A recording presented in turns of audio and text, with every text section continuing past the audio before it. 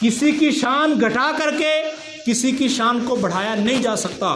کسی بھی صورت خدا خدا ہے، اس کی شان کبھی نہیں گھٹ سکتی، اس کی شان برقرار رہے گی.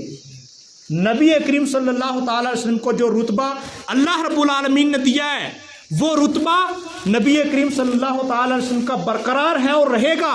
روز بروز اللہ رب العالمین اس میں ترقی دے رہا ہے، روز بروز اللہ رب العالمین اس میں بڑھاوا کر رہا ہے. لیکن کس بنیاد پر ہم یہ کہتے ہیں کہ کسی کے گھٹانے سے کسی کی شان گھٹ جائے گی؟ نہیں، اپنے عمل ضائع کر رہے ہیں، اپنے ایمان غارت کر رہے ہیں. یہاں تک کہ آپ بتائیں کہ جب رسول اللہ صلی اللہ تعالی وسلم کی بارگاہ میں بلند آواز سے بولنے سے انسان کی ساری زندگی کے عمل ختم ہو جائیں تو ان کی شان میں گستاخی کرنے سے کیا انسان کے عمل باقی رہتے ہیں؟ جب سامنے اونچا بولنے سے زندگی ساری کے عمل ختم ہو جاتے ہیں تو پھر اللہ کے رسول صلی اللہ تعالی علیہ وسلم کی شان میں کوئی تنقیص کرے، کوئی آقا کونین صلی اللہ تعالی وسلم کی شان کو گھٹانے کی معاذ اللہ سوچے. آپ عمل کی بات کرتے ہیں، میں کہتا ہوں اس کا ایمان ہی ختم ہو جاتا ہے. جو رسول کائنات صلی اللہ تعالی علیہ وسلم کی محبت میں کمی کرتا ہے اور لوگوں کو اللہ کے رسول صلی اللہ تعالی علیہ وسلم کے در سے جوڑنے کے بجائے توڑتا ہے، اللہ رب العالمین اس کو دنیا میں ہی بے ایمان کر دیتا ہے اور ہمیشہ کے لیے وہ ذلیل و رسوا ہو جاتا ہے. نعرہ تکبیر، نعرہ تکبیر، نعرہ رسالت، عید میلاد النبی، عید میلاد النبی. اس لیے جہاں پر اپنے عمل آپ کرتے ہیں اس عمل کو عقیدے کی بنیاد پر بچانے کی بھی ضرورت ہے. ہمیں اور آپ کو یہ دیکھنا ہے کہ اللہ رب العالمین کی ذات اقدس وہ ذات ہے کہ کوئی کتنی بھی کوشش کر لے اللہ رب العالمین کی شان گھٹ نہیں سکتی. اگر اللہ کے سوا کوئی مخلوق میں علم غیب جانتا ہے اللہ کی عطا سے تو یہ اللہ رب العالمین کی شان میں تنقیص ہرگز نہیں. اگر اولیاء اللہ میں سے جانتا ہے تو ہرگز نہیں. اگر کوئی اللہ رب العالمین کے سوائے اللہ جسے چاہے حیات بخش دے، زندگی بخش دے، تو کبھی بھی یہ نہیں کہنا کہ اللہ ہمیشہ زندہ رہتا ہے. تو آپ کیسے کہتے ہیں کہ کوئی دوسرا زندہ رہ سکتا ہے؟ ہزارہ مثالیں، ہزارہ باتیں ایسی ہیں کہ اگر ان باتوں کو بیان کر دیا جائے، بتا دیا جائے تو یہ چیزیں واضح ہو جاتی ہیں کہ اللہ کے سوا بھی ساری مخلوق میں اتنے لوگ، اتنے اولیاء، اتنی انبیاء ہیں جو غیب بھی جانتے ہیں، زندہ بھی ہیں، بنفس نفیس لوگوں کے گھروں تک پہنچتے بھی ہیں، فیض پہنچاتے بھی ہیں. سبحان اللہ. نعرہ تکبیر، نعرہ رسالت، نعرہ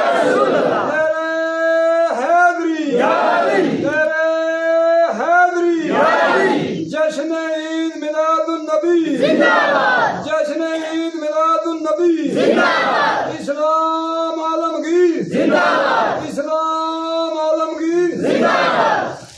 اب لوگوں کا یہ سوال کرنا، بدعقیدوں کا یہ بھٹکانا قوم مسلم کو کہ اللہ کے رسول صلی اللہ تعالی علیہ وسلم کا میلاد منانا یہ بدعت ہے، اس لیے کہ اللہ کے رسول صلی اللہ تعالی علیہ وسلم کی وفات 12 ربیع الاول کو ہوئی. اگر ہم ان کی یہ بات مان بھی لیتے ہیں، یہ بات اگر ہم ان کی مان لیتے ہیں کہ اللہ کے رسول صلی اللہ تعالی علیہ وسلم کی وفات 12 ربیع الاول کو ہوئی، تب بھی ہمارے لیے جشن عید میلاد النبی کا منانا مستحب ہے. کیوں؟ اس لیے کہ اللہ کے نبی صلی اللہ تعالی وسلم مردہ نہیں ہیں. وَلَلْآخِرَةُ خَيْرٌ لَكَ مِنَ الْأُولَىٰ. اللہ رب العالمین نے ارشاد فرمایا، اے محبوب آپ کی ہر آنے والی گھڑی پچھلی گھڑی سے بہتر ہے. تو جب سارے کے سارے درجات آقا کونین صلی اللہ علیہ وسلم کی بلند ہوتے جا رہے ہیں تو ہم کیوں نہ خوشی منائیں؟ آقا کونین صلی اللہ تعالی علیہ وسلم کا فیضان بعد از وفات ظاہری زندگی کے ہمارے لیے اور زیادہ بڑھ گیا ہے. تو اگر آقا کونین صلی اللہ تعالی علیہ وسلم معاذ اللہ رب العالمین مر کر کے مٹی میں مل جاتے تو مجھے بتاؤ پھر یہ قبروں میں مرنے کے بعد کیسے ملتے؟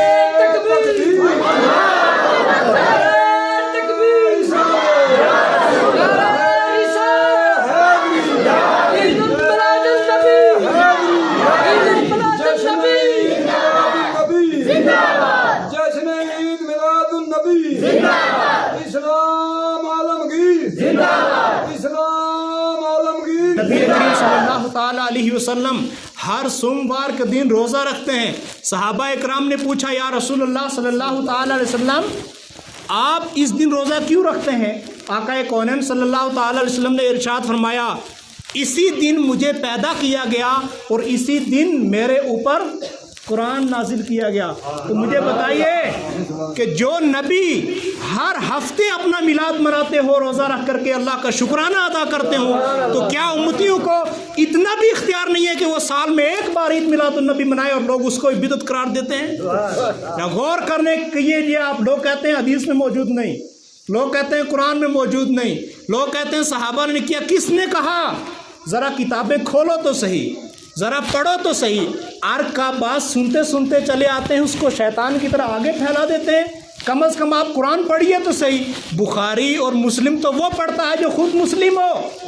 امام بخاری کو امام مسلم کو پڑھنے کے لیے ایمان چاہیے، مسلمان ہونا چاہیے۔ جب آپ ایمان کے ساتھ بخاری پڑھیں گے، آپ اس میں ایمانداری دکھائیں گے، تو کبھی بھی بخاری کی حدیثوں میں آپ تحریف نہیں کر سکتے۔ امام بخاری رحمۃ اللہ تعالیٰ علیہ کی اگر آپ ساری حدیثوں کو آپ صحیح مانتے ہیں، تو پھر امام جوزی رحمۃ اللہ علیہ جو غوث پاک کے استاذ ہیں، انہوں نے بخاری کی 80 حدیثوں کو ضعیف قرار دیا۔ اپنی تحقیق کی بنیاد پر امام جوزی رحمۃ اللہ تعالیٰ علیہ نے بخاری شریف کی 80 حدیثوں کو ضعیف قرار دیا۔ دیں بھابی جواب، امام جوزی کے جواب دیں۔ انہوں نے جو سندن اس پر جرح کیا ہے، متنن جو امام بخاری کی حدیثوں پر جرح کیا ہے، دیں بھابی جواب۔ تکبیر،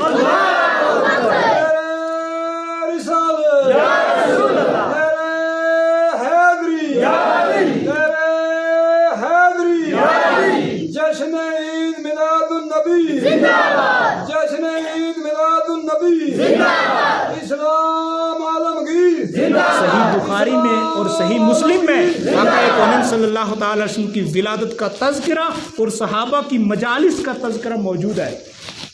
امام بخاری نے اس کو ذکر کیا، اس کو لکھا۔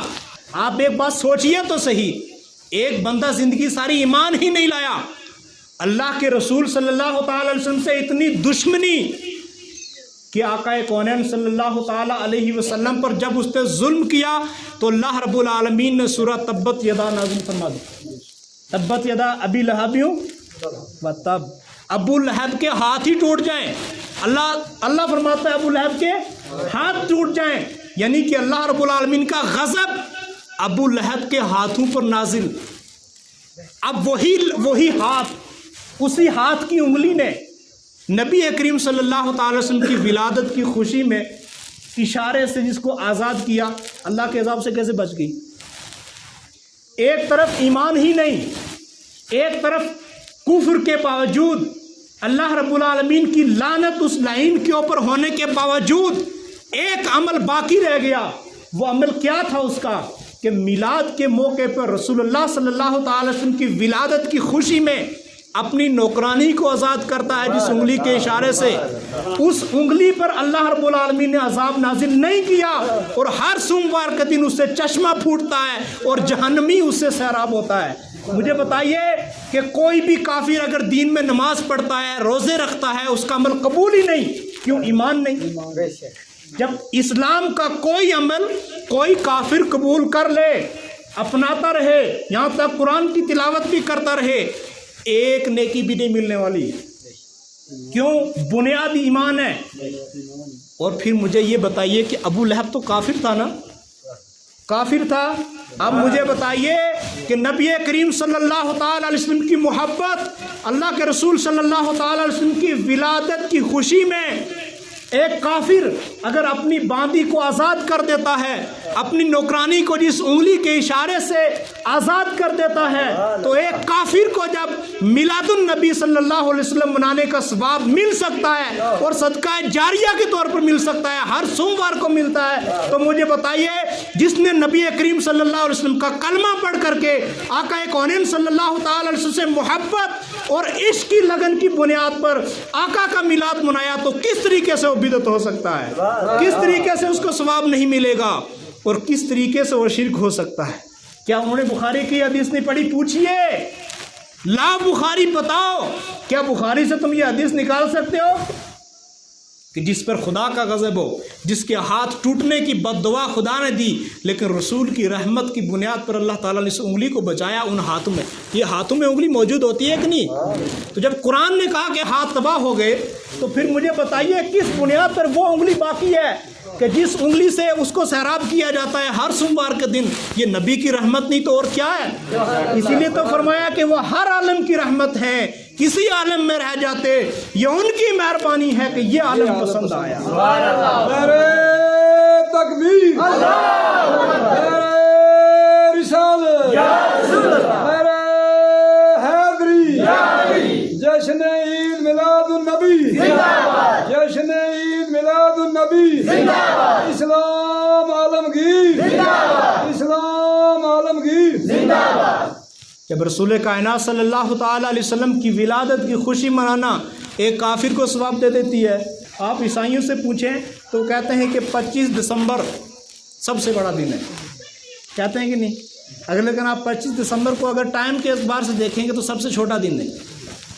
ان کے نزدیک وہ بڑا کیوں ہے؟ اس لیے کہ حضرت عیسیٰ علیہ السلام کی پیدائش کب ہوئی؟ 25 دسمبر کو۔ تو مجھے بتائیے جب 25 دسمبر کو عیسیٰ علیہ السلام کی ولادت ہوتی ہے اور دنیا عیسائیت اس کو سب سے بڑا دن کہے جبکہ وہ ہے ٹائم کے اعتبار سے سب سے چھوٹا، تو کیوں مرتبہ بڑا اس کا؟ جناب عیسیٰ علیہ السلام تشریف لائے، اس بنیاد پر اس دن کی اہمیت بڑھ گئی، ٹائم کے اعتبار سے نہیں، اس کے قد کے اعتبار سے نہیں، اس کے اوقات کے اعتبار سے نہیں، اس کی فضیلت کے اعتبار سے وہ دن ان کا نزدیک سب سے بڑا ہے۔ ہم بھی اس کی تعظیم کرتے ہیں کیونکہ ایک اللہ کے نبی تشریف لائے۔ لیکن یہ بتایا جائے کہ تم عیسائیوں کو کیا منہ دکھاؤ گے کہ سارے عیسائی عیسیٰ علیہ السلام کا یوم مناتے ہیں اور تم ان کا یوم نہیں مناتے کہ جن کے صدقے اللہ نے عیسیٰ علیہ السلام کو پیدا کیا ہے؟ اس دنیا کا وارث وجود میں آنا ہی تو سرکار صلی اللہ تعالی وسلم کی بعثت ہے۔ اگر حضور علیہ السلام کی شان دکھانا اور اللہ رب العالمین کی ربوبیت کو ظاہر کرنا مقصود نہ ہوتا تو ہم اور آپ یہاں بیٹھے ہوتے ہی نہ۔ اللہ رب العالمین تو یہی چاہتا ہے کہ میری اور میرے محبوب کی دنیا شان دیکھے، اسی لیے اللہ رب العالمین نے 18,000 مخلوق کو پیدا کر کے بتا دیا کہ میں کون ہوں اور میرا محبوب کیا ہے اور میرے نزدیک میرے محبوب کی قدر و منزلت کیا ہے۔ یہ ساری چیزیں اللہ رب العالمین نے بتا دی۔ اس کے باوجود چند مولوی اگر مل کر کے چاہیں کہ ہم اللہ کے رسول کی شان کو گھٹا دیں گے، گھٹا سکیں گے؟ ہمارے طالب علمی کے دور میں ایک شخص نے کہا کہ آپ اہل سنت والجماعت والے اللہ کے نام کے برابر سامنے محمد رسول اللہ کا نام لکھتے ہیں، تو آپ نے اللہ کے رسول صلی اللہ تعالیٰ علیہ وسلم کا نام اللہ کے نام کے ساتھ برابر کر دیا، تو اس کا مطلب یہ ہوا کہ آپ نے اللہ کی برابر کر دیا اللہ کے رسول کو نام کے لکھنے میں۔ میں نے اس سے کہا مناظرہ کریں گے بعد میں، پہلے تم اپنا ایڈریس لکھ کے دو۔ اس نے اپنا نام لکھا، ولد اپنا نام، باپ کا نام لکھا، تو میں نے اس کو وہی لسٹ بتائی۔ میں نے کہا یہ بتا یہ تیرا نام، اس کے بعد تیرے باپ کا نام، بڑا تو یا تیرا باپ بڑا ہے؟ اب خود بتائیے۔ کبھی کبھار تو یہ ہوتا ہے کہ اس کا سلسلہ اگر اور آگے بڑھایا جائے تو اور نیچے ہو جائے گا۔ میں نے کہا لکھ اپنا نام بعد میں باپ کا پہلے، تو اپنے باپ کا باپ ہو جائے گا۔ تو اس لیے سمجھنے کی ضرورت ہے۔ آج الحمدللہ ہم ان کی مساجد میں بھی دیکھتے ہیں کہ اہل سنت والجماعت کے عقائد حقہ کی بنیاد پر اور اس بات کرنے کی بنیاد پر، بتانے کی بنیاد پر، آج ان کی مساجد میں بھی آپ جا کر کے دیکھیں، وہیں پر جہاں پر اللہ کا نام ہے ساتھ میں محمد رسول اللہ کا نام ہے، ہم ان کو دین پر لائیں۔ اور ہم آج بھی دعوت دیتے ہیں، ہمیں یہ عادت نہیں کہ کسی کو کافر مشرک کہہ کر کے دین سے نکال دینے سے آپ نکالتے ہیں، ہم آج بھی کھلے دل سے دعوت دیتے ہیں۔ آپ کو اگر ہمارے عقائد میں شک ہے یا اپنے عقیدے میں شک ہے، بیٹھیے منچ پر آئیے، آپ پبلک کو بلائیے، نہیں بلانا چاہتے خود آ جائیے، تصفیہ کیجیے۔ کتاب اللہ ہمارے لیے دلیل ہے، اللہ کے رسول کی حدیث ہمارے لیے دلیل ہے۔ اگر یہ ان دو چیزوں سے ہٹ کر کے تیسری میں بات ہی نہیں کریں گے، اگر کوئی بھی عقیدہ اہل سنت والجماعت کا قرآن اور احادیث کے خلاف ہو، اللہ کی قسم دن کے 12 بجے آگ لگانے کے لیے تیار ہیں۔ آپ کیا بات کرتے ہیں؟ کسی بھی اہل سنت والجماعت کے عالم کی کتاب میں آپ یہ نہیں دکھا سکتے کہ عورت کا مزار پر جانا جائز ہے، سب نے ناجائز لکھا۔ اب اپنی جہالت کی بنیاد پر جائیں اور کچھ جاہل جا کر کے اگر سجدہ کریں، طواف کریں، تو وہ اہل سنت کا عقیدہ ہرگز نہیں، ہم اس سے برات کا اعلان کرتے ہیں اور ہم کبھی نہیں کہتے کہ یہ چیزیں ہیں۔ ہمارا اختلاف اس بنیاد پر نہیں ہے کہ عورتیں مزاروں پر کیوں جاتی ہیں. ہمارا اختلاف اس بنیاد پر نہیں ہے کہ جاہل جا کر سجدہ کرتے ان کا بیڑا ہم اٹھائیں. ہمارا اختلاف اس بنیاد پر نہیں ہے کہ ہم ایصال ثواب کو فرض یا واجب قرار دیتے ہیں.